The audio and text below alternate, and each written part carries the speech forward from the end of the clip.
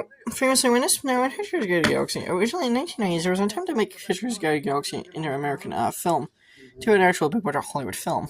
Well, it was to be an American British co-production, and I believe it was actually going to be made by, I believe, 20th Century working title.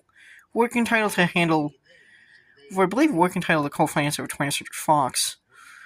And in the 1990s, at one point, Hugh Grant was supposed to play as, supposedly, I believe, likely wasn't his name or Eddie Murphy, I think was considered to play as Ford. Well, Hugh Grant was to play as Arthur Dent. And the production actually almost nearly went underway.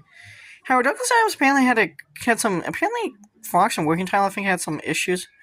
However, I believe the project ended up falling apart due to likely Douglas Adams not being happy with a screenplay. And apparently, even though he liked the idea of casting Hugh Grant as Arthur Dent, he allegedly actually wanted Rick Mail for the part. Apparently, I think he allegedly thought that Rick Mail would have made a good choice. And I think allegedly actually wanted a British actor to play as Ford, but couldn't find a good. And I believe apparently around that time, I believe Neil Jordan was and I think it was actually supposed to be directed by However, the project ended up falling apart due to difficulties with finding a director and I believe Steven Herrick was actually going to direct it, but there was an issue about where to actually shoot the film, and then in the 1990s it got stuck in development hell, where I believe it even moved over to Warner Bros. With I believe I believe even Rupert Everett at one point attached to play as Arthur Dent.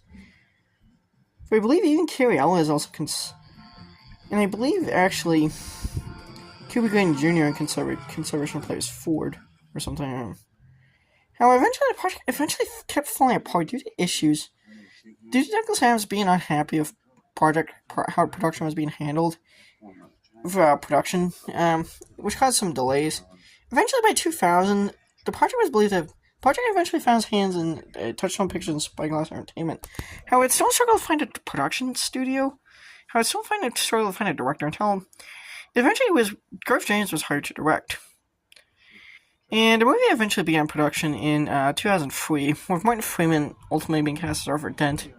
Now, allegedly, Freeman was apparently, I believe, kind of beat out a few other actors for a part.